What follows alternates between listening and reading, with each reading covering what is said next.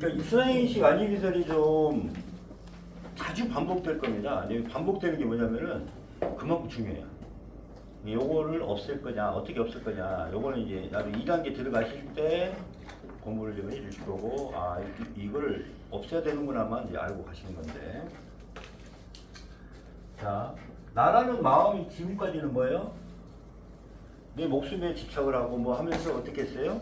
정말 내가 있는 거구나, 이렇게 생각을 하다가, 내가 실제로 있는 거구나 생각하다가, 아까 뭐라 했어요? 이게 마음이라는 게 있지. 마음이라는 것도, 아, 없는 거구나, 이렇게 생각하니까. 나라는 몸도 없는 거구나, 이렇게 생각하니까 어떻게 돼요? 내가 윤경선한 마음이 계속 있었고, 내가 실제로 있는 것 같고, 열심히 살아왔는데, 어떻게 돼요? 이 몸과 마음이 없다고 생각하니까 어떻게 돼요? 약간은 아무 생각이 안 들고, 아무 느낌이 없죠. 그래서 뭐가 돼요? 문념무상. 없으면 무자예요. 나라는 마음이 없어지고, 나라는 몸에 떠오르는 생각 자체, 이게 이제 생각인데, 이게 이제 상이죠, 상. 뭐냐면, 나는 몸이 없어지구나. 그럼 문념무상이 이제 들어가는 겁니다. 그러니까 나라는 마음이 없으니까요, 아무 생각이 안 들어가. 아무 느낌도 없어. 눈을 감아도 아무 생각이 안 들고 깜깜하게 이렇게 되는 거예요. 이게 문념무상에 들어가는 거예요. 그러면 보통 사람들은, 아, 이게 공이구나. 오온이 없다고 했으니까. 부처님 말씀에 반야심인데 오온이 없다, 오온이 공하다 하니까, 오온은 이제 내 몸과 마음이죠. 공하다 했으니까, 아, 이게 지금 이 상태가 내가 오온이 공한 거구나, 이제 공민이 됐네? 이렇게 생각을 하는 거예요. 부처님이나 공부, 불교 쪽에서는. 근데 이게 공이 아니라 뭐라 그랬어요? 무예요. 없는 거예요. 관자재 보살은 팔공이기 때문에 이미 깨달으신 분이니까 그분은 이미 어떤 상태? 공의 상태가 맞고, 관자재 보살이 관세음 보살이잖아요. 그 보살은 이미 깨달았기 때문에 자기가 오온이 공하다는 것은 맞아요. 근데 우리가 생각했을 때 오온이 공해요? 공한 게 아니라 오온이 없는 거예요. 몸과 마음이 없는 거예요. 그래서 2단계 때는 이제 이 마음이 뭘로 이루어졌냐? 수상인식으로 이루어졌다. 그래서 이 수상인식을 없애는 게 이제 2단계 그거예요. 그래서 마음 자체는 어떻게 돼요? 봐봐요. 내 중심이에요. 아직도. 내 중심에서 내가 없는 거예요. 내가 없어. 내가 없어. 그럼 상대도 있어요? 없어요? 상대도 없어. 오로지 나 혼자만 있어. 있는데 나도 없고 상대도 없는 거예요. 이게. 상대 생각을 할 시간적인 여유도 없고 들어오지도 않아. 아예 상대도 들어오지도 않아. 이게 이겁니다. 상대 배려도 없습니다. 유아독전, 개체의 유아독전입니다. 내 중심에서 문념무상이 된 것입니다. 그래서 이거 뭐라 그래? 무정열. 무정의 상태. 감정도 없고 마음도 없고 무정. 섬기는 마음 자체도 없어. 상대에 대한 마음. 섬기고 배려하고 이러는 마음 자체가 없어. 그래서 수상인식은 지각이 나라는 느낌입니다. 나라는 느낌 맞죠? 초월해야 됩니다. 그래서 문념무상에 들어가면 나도 없고 상대도 없어요. 내 중심에서. 이게 왜? 내가 이걸 실제로 있는 몸이라 생각하고 나라는 마음도 실제로 있다고 생각하고 살아왔는데, 그래서 탐지치 해탈하고 나니까 너무 행복했는데 어느 순간에 어때요? 이 몸과 마음이 다 흑상이구나 생각하니까 어떻게 돼요? 그러니까 이렇게 돼. 내가 없고 상대가 눈을 감아도 아무 생각이 안 나고 깜깜하고 아무 생각도 안 오고 그냥 이 상태가 쫙 가요. 근데 이 문념무상은 참회를 통해서도 들어갈 수도 있지만은 첫 번째 참회 회계로 해서 들어갈 수도 있지만은 두 번째 뭐에서 의해서도 충격에 의해서 들어갈 수 있어요. 충격에.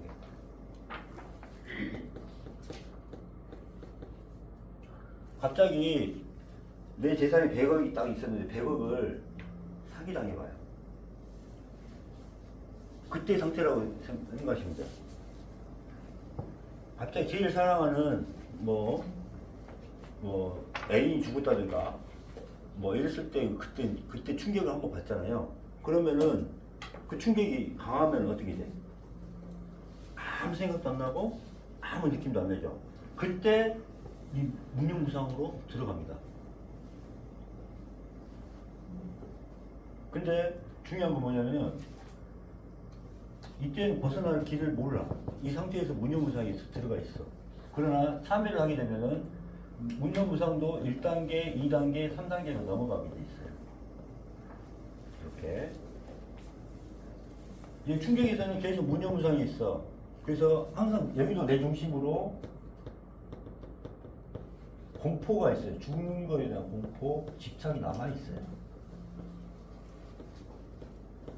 근데 여기서는 점점 공포와 집착을 해결합니다. 죽음에 대한 공포, 나란 집착을 참회로 없애요. 세 번째 단계에서는 뭐예요? 나밖에 모르는 마음에서 어떻게 해요? 상대를 감사하고 축원하는 마음으로 빠져나옵니다. 감사 축원하면 상대에 대한 마음을 만들어야 안 만들어요? 상대 중심으로. 내 중심에서 나도 없고 상대도 없는 상태에서 그 무념무상에서 이렇게 있는 거예요. 계속 빠져 있는 거예요. 근데 어디로 빠져나와? 상대 중심으로 빠져나와요. 어떤 마음? 유정의 마음으로 빠져나와요.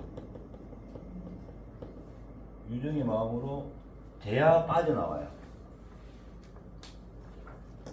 그래서 3단계에서부터는 어떻게 된다? 상대 중심으로 사는 거예요.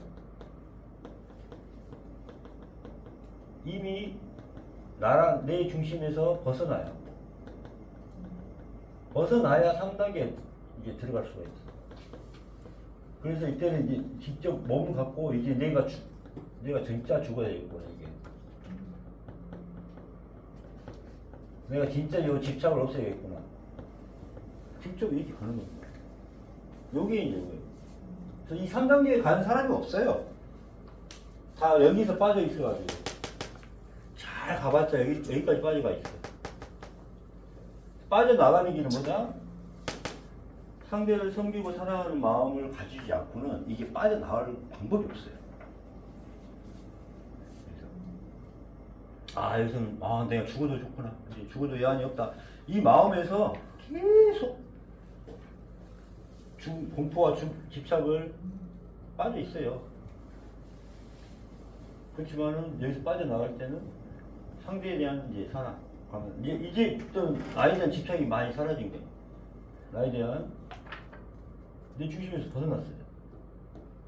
얼마나 상대 중심으로 사냐에 따라서 이제 이 개체가 멸할 준비를 하고 있는 거예요. 개체가 멸하는 과정이 3단계입니다. 개체를 멸해야 너 정말 개체를 멸했구나. 그래서 뭘 주는 거예요? 지혜를 주는 거예요. 이 지혜가 뭐냐면은 개체를 멸했다는 그걸 주는 거예요. 지혜는 상을 멸했다. 상은 뭘로 이루어졌다? 아까 수상의식 플러스 몸, 안이비상. 이렇게 보시면 돼요. 자, 수상의식은 아까 말했어요. 마음이고 2단계 공부를 하고 그거는 몸이다. 몸과 마음을 없애는 공부다. 이렇게 보시면 돼요. 이 수상의식과 안이비설이 멸해진 상황의 지혜예요. 이건 다 집착으로 이루어졌잖아요. 이게 다 유전자의 마음씨.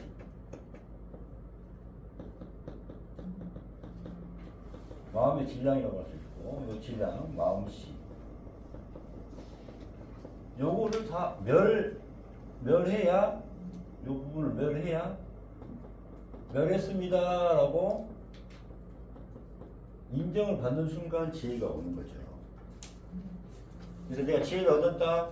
이건 개체의 지혜입니다. 직접 하늘에서 주는 건 아니에요. 그러나 내가 진짜 개체를 멸하면은 하늘에서 선물을 줘요. 그 지혜가 있어야 이제 우리가 부활할 수가 있는 죽어서 부활. 그러니까 지혜를 통하지 않고는 진리에 이르는 자가 한 명도 없습니다. 그건 다 뭐다? 나는 누구네 하고 그렇게 있는 사람들 있죠? 그런 사람들은 지혜가 없어요. 요 과정이에요. 자, 그래서 넘겨보시고 안인설 신이 이건 내 몸을 이야기하고 있습니다. 그래서 나란 마음으로 보고 듣고 느끼는 것들이 다 나란 마음으로 받아들이면서 상을 만듭니다. 그래서 집착하고 힘으로 칼로 쳐내야 됩니다. 이게 좀 어려운 말이니까 그냥 넘어갈게요. 그래서 이제 청산천하 유아독정. 나란 마음은 실체가 없는 것이고 허상으로 조건으로 만들어집니다. 왜 허상이라고 할까요? 상을 가지고 있기 때문에 완전하지 않고 영원한 것이 없습니다. 그래서 지금 불교 쪽에서나 문유무상에 오래 들어가 있는 사람들은 충격에 빠져서 들어가 있는 사람들은 뭐에 빠지기 쉽다? 허무주의.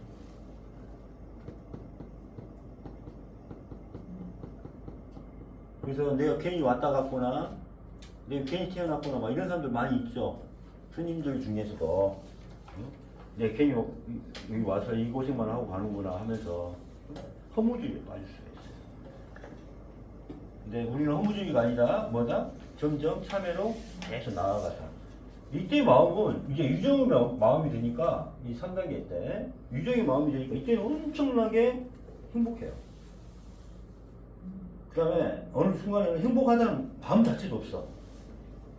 유정의 마음이다 보니까 나중에는 행복하다는 마음 자체도 없어요. 그냥 상대입니다. 내가 많이 없으니까 상대를 위해서 그냥 섬김과 사랑만 하고 있어요. 섬김과 사랑. 그러니까 어때요? 마음이 엄청나게 막 희열이 올라옵니다. 예.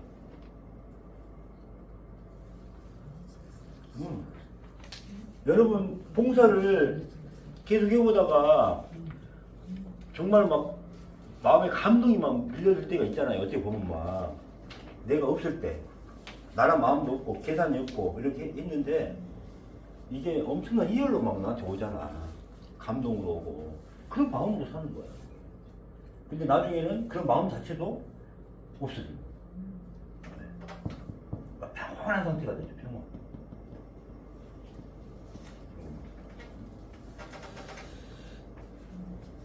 그래서 상을 가지고 있고 완전하지 않고 영원한 것이 아닙니다. 탐진치의 업장, 개체심을 가지고 집착하는 마음으로 상을 만들게 됩니다. 탐은 개체 마음, 허상은 몸을 말합니다. 나라는 생각 마음으로 상을 만들어 세상을 자기 마음으로 보게 됩니다. 그래서 견성이라는 것은 나라는 생각을 가진 놈이 누구인지 찾아내는 것입니다. 참여하면서 내가 본 나의 본 모습은 어떠나요? 내 중심에서는 보이지 않습니다. 내가 내 중심에서 벗어나야 상대 입장에서 나를 볼 수가 있어야 내 모습이 보입니다. 그 전에는 나만 잘난 줄 알고 교만하고 자기 합리화하고 있었죠. 상대 입장에서 적나라하게 나의 모습을 보면은 내가 누구인지 알게 됩니다. 그래서 1단계 생활노예에서는 견성을 하게 되고 그 견성의 마음을 가지고 이제 뭐예요? 2단계, 3단계로 들어가게 됩니다. 그래서 지혜마당의 행법, 유정의 행법이다. 이거 보시면은 자, 이런 말도 나왔죠. 원수를 내 몸처럼 사랑하라. 원수를 내 몸처럼 사랑할 수 있어요? 나중에 이거 다 됩니다. 범사에 감사하라. 내가 없음에도, 부족함에도, 모자람에도 감사를 해야 돼. 그 다음에 감사할 수 있는 것 자체 마음에서도 감사를 해야 돼. 그 마음 자체에서.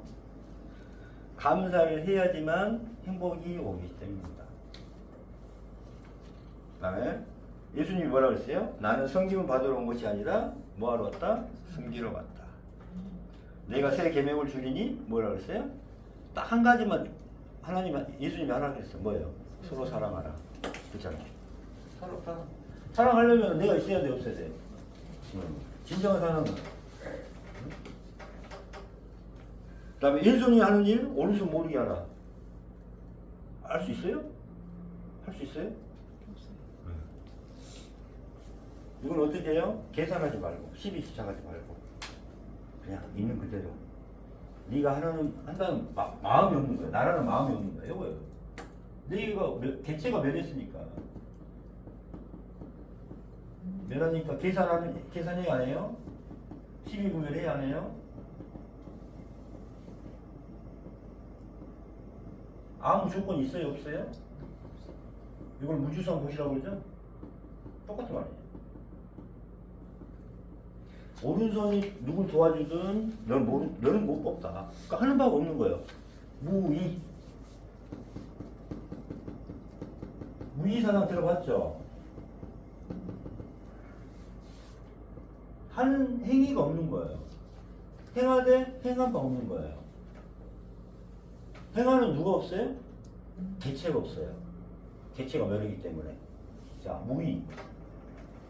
그런데 잘못 알고 있으니까 아무것도 하지 말라는 걸로 보이죠. 무의. 그냥 그래요. 그래서 무의사상 하니까 다 그냥 노는 걸로만 생각하잖아. 아무것도 안 하고 난 놀아야 돼. 이렇게 생각하는 이게 어리석은 거예요. 뭐예요? 하는 개체가 행한 바가 없는 거예요. 그럼 뭐예요? 전체 마음으로 섬기는 마음, 사랑하는 마음으로 행하는 겁니다. 이렇게 행하는 거예요. 하는 개체가 없는 거죠. 행하되 하는 개체가 없는 거죠. 이게 무의입니다. 그래서 무주성 보시, 무의, 그 다음에 오른손이 하는 일, 왼손이 모이게 하라 이런 것은 다 뭐예요? 네가 이거 행했다고 자랑하지도 말고 기대하지도 말고 조건으로 이야기하지 말고 이런 걸 이야기하는 게 똑같은 말이에요. 무슨 말 알겠죠? 내가 원하는 것보다 상대가 원하는 것을 하고 내가 말하기보다는 상대가 말하는 것을 들어줍니다. 무엇을 하기 전에 상대를 먼저 봅니다. 행에 행 없습니다. 이게 아까 이 말이죠. 행에 행 없다. 행하되 행한 개체가 없는 겁니다. 이게 완전함의 완전함입니다. 사랑을 하되 사랑한다는 마음 없이 계산 없이 조건 없이 시비 분별 없이 나란 마음 없이 행합니다. 그러나 인간은 뇌가 있어 척하며 하게 됩니다. 자, 무념의 개념을 한번 볼게요. 가장 큰 특징이 뭐냐면은 이 단계, 무념무상의 단계는 무정이고 이 무념무상에서 벗어나는 길은 유정의 마음으로밖에 벗어날 수 없기 때문에 이거 강조를 한 거예요. 무정과 유정. 그래서 나도 없고 상대도 없고 아무 느낌도 없고 아무것도 떠오르지 않는다. 공이 아니라 무의 상태입니다. 많은 사람들이 이 단계에서 공이라 생각해서 대단한 경제라고 생각하지만 아직은 시작 단계입니다. 이게 무념무상이에요. 그래서 상대를 배려하고 섬기고 사랑하는 마음으로 그 유정의 마음으로 감사 축원하는 길로 빠져나올 수밖에 없어요. 탈출구는 요겁니다. 무정에서 유정으로 빠져나와요. 그래서 이 단계는 무념무상이 무정의 단계라고 보시면은 3단계로 넘어와서는 다 유정의 단계가 있는 거예요. 자, 유정. 개체가 멸하여 전체와 하나가 돼서 내가 하는 사람이 된 것처럼 한 겁니다. 그래서 뿌리까지 멸하여 내 마음이 청정해지면서 하늘과 하나가 되고 통해야 됩니다. 그러면 하늘이 환대를 치료하고 있습니다. 내가 멸하여 내가 없고 오로지 상대 중심으로 상대를 섬기고 사랑하는 마음으로 상대와 하나가 되는 마음에서 저절로 나오는 행법입니다. 알겠어요? 좀 어렵죠?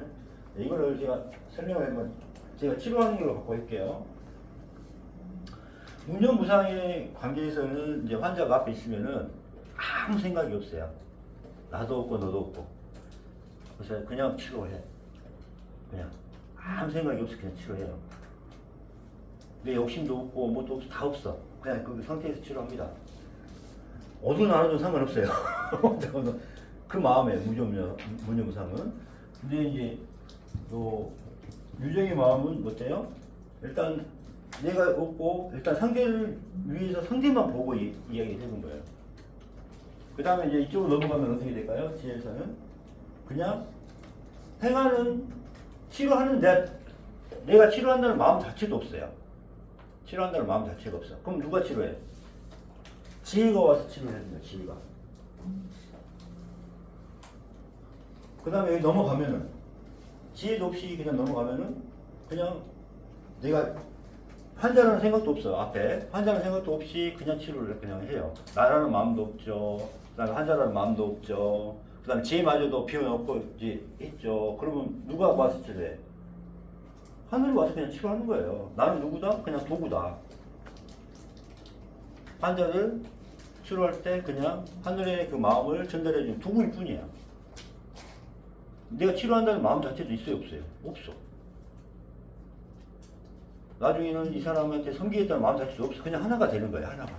하나가 되니까 어떻게 돼? 하늘이 와서 그냥 그대로 치료하는 거야. 하늘의 마음으로 치료하는 거야. 좀 어렵죠? 그 단계까지 올라가야죠. 그래서 저도 이 공부를 하면서 내가 어떤 마음이냐에 따라서 환자를 보는 마음도 달라지고 환자가 치료되는 그것도 달라지고 그 전에는 내가 이 사람을 이 환자를 꼭 치료해야겠다 그런 마음을 가지고 치료했죠. 전에는 남들보다 빨리 치료해야 되지 이런 마음으로 했죠. 지금 그런 마음 자체가 없어요. 이 사람이 뭘 원하는지 이제 그대로 이제 그것만 보고 사는 게 이 환자를 어떻게 해주면 나았고 어떻게 해주면 이것만 생각하는 게 교사기예요. 3단계. 뭐 지혜가 되니까 그거마저도 다 없어. 환자를 어떻게 잘해주겠다는 그런 마음 자체도 없어. 그냥 알아서 비워요. 대신 이제 정말 이 사람이 건강하고 사랑했으면 좋겠다. 행복했으면 좋겠다. 이런 마음을 상대를. 그러고 나니까 그 다음부터 이 환자라는 마음 자체도 없어요. 오셨어요 하면서 그냥 하나가 되고 그냥 대화하다 보면 어떻게 돼요? 그냥 알아서 하늘이 치료를 해줘. 이 사람한테 뭐가 필요하구나. 이 사람한테 뭐가 필요하구나. 그냥 하늘에서 주는 거예요. 그러면 내가 뭘 하려고 하는 의도가 있는 게 아니라 이 사람은 이렇게 해야 되구나. 이렇게 해야 되구나. 그냥 딱딱 나와져 있어. 근데 내가 똑같은 환자를 보더라도 어때요? 다 다르잖아요. 그냥 오늘은 여기를 하고 싶고 여기를 하고 싶고 막 그래. 하늘에서 주는 거예요. 그렇게 가는 거예요. 그래서 마음에 의해서도 제가 진료하는 모습이 달라지듯이 여러분도 마찬가지. 사고할 때도 마찬가지거든요. 사고할 때도 마음 다 달라지겠죠. 만나는 사람을 대하는 것도 달라지고 처음에는 자기 욕심만 계속 자랑하기야 바빴지만은 이 정도는 너도 없고 나도 없는 상태고 그 다음에는 상대방 위해서 어때요? 계속 들어주고 당신이 원하는 게 사업적으로 뭘 원하는지를 들어주는 단계고 그럼 지혜로 깨뚫어 봐버리고 그죠? 그러면 상대방을 대하는 방법도 사업하는 방법도 달라질 수밖에 없어요. 그 다음에 사업이 나아가는 방향도 규모도 다 달라질 수밖에 없습니다. 이해가시죠? 여기까지 할게요. 좀 쉬었다가 하시죠.